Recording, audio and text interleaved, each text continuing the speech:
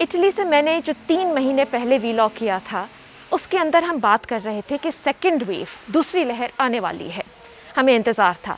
Experts ہمیں بتا چکے تھے کہ دوسری لہر خاموشی سے آئے گی, طوفان مچائے گی اور بہت تباہی ہوگی. اس وقت یہ حال ہے کہ یورپی کانٹیننٹ میں اٹلی میں سب سے زیادہ اموات ہو چکی ہیں. یہاں پہ جو کیسز ہیں, ٹوٹل کیسز, وہ 1 ملین سے تجاوز کر چکے ہیں.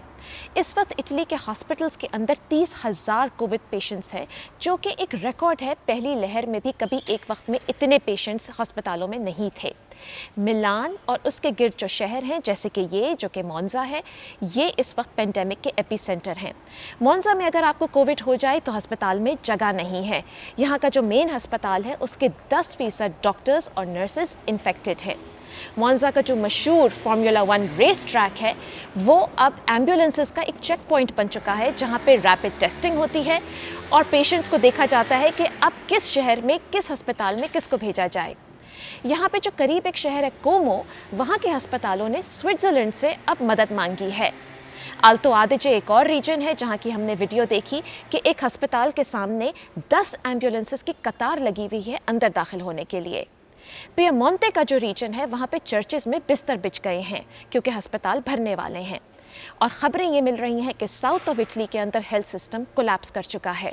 اب ایمرجنسی رومز وہاں پہ بند ہو چکے ہیں اور ڈاکٹرز کہتے ہیں کہ اگر یہ صورتحال ایسی ہی رہی تو 1 مہینے کے اندر اٹلی کے اندر ICUs میں جگہ نہیں بچے گی.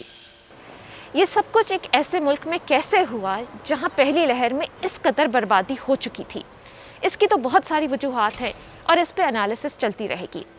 لیکن یہاں جو وینیتو کا علاقہ ہے اس کے گورنر نے ایک بہت اچھی بات کی. انہوں نے کہا کہ مارچ میں جذبہ کچھ اور تھا, لوگ ایک دوسرے کے بارے میں سوچ رہے تھے, لیکن اس کے بعد انہوں نے اپنے بارے میں سوچنا شروع کر دیا, اور جب ہم نے اپنے بارے میں سوچنا شروع کر دیا تو کووڈ جیت گیا.